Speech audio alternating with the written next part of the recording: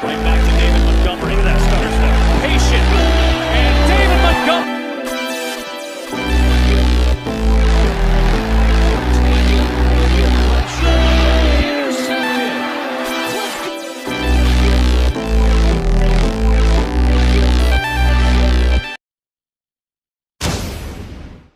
Good morning, good afternoon, good night. This your boy Nonsense Snap here.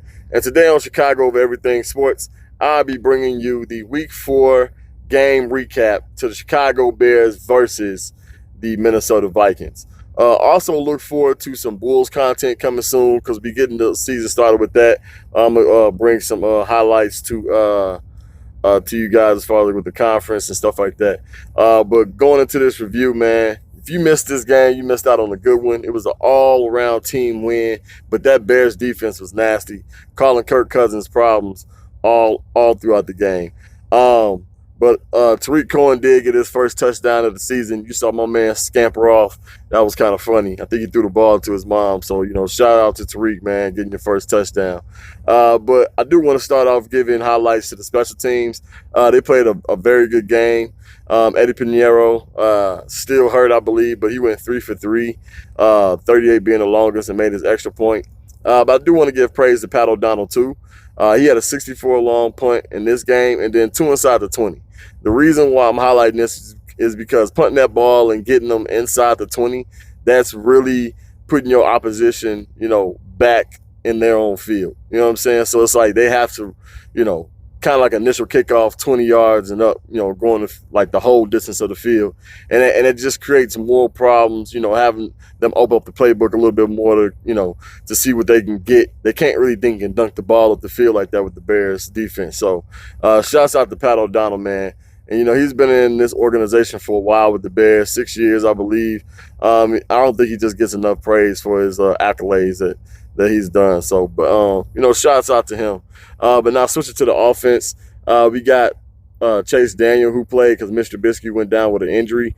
We know he had a dislocated shoulder, and then I guess come to find out it also was a torn labrum.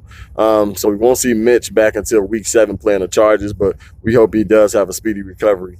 But in the meantime, Chase Daniel did a pretty good job. He went 22 for 30, 195 yards and 1 touchdown, no interceptions.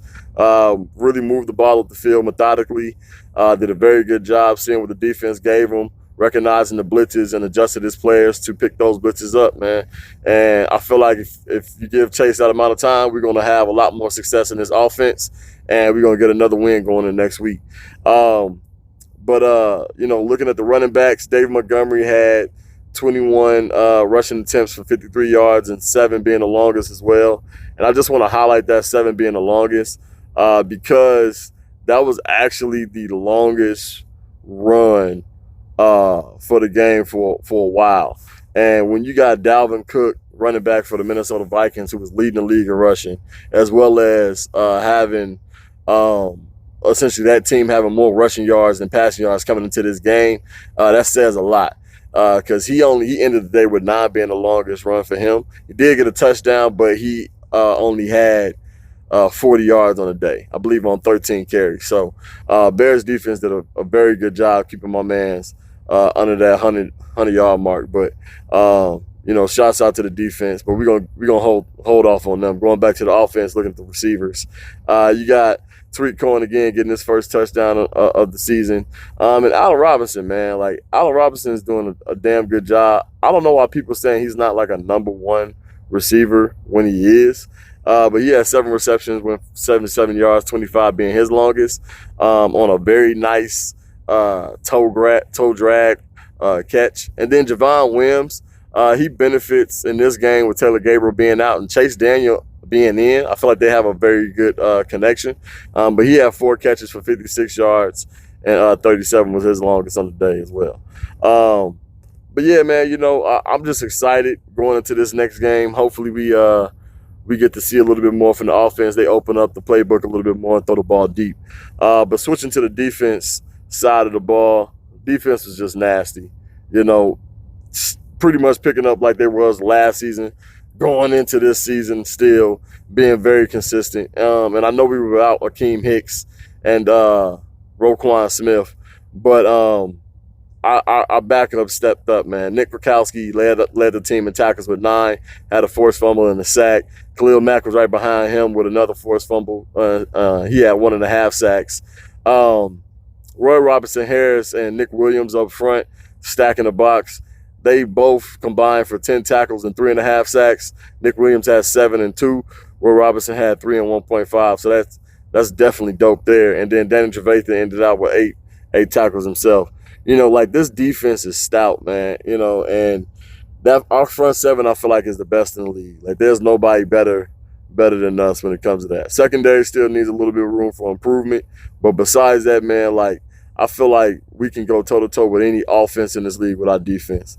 But I just want to highlight Chase Daniels again and then Nick Williams. I'm going to say those are the MVPs of this game. Chase, obviously, for the offense. Nick Williams coming in for the defense. Both of them stepping up and doing big numbers. Check out Bears, Raiders next week, Sunday, 1 p.m. in London. Be ready for that game. And like the video, share the video, please, because that helps grow the channel. Hit that notification bell. This way you can be alerted when I drop new content. And, let's get a conversation going in the comments. Let me know what you felt about the game, what you felt about the video. Who do you feel like should be utilized more in this game going forward against the Raiders? But yeah, man, always remember you can't never take a bad nap. Bear down. Peace.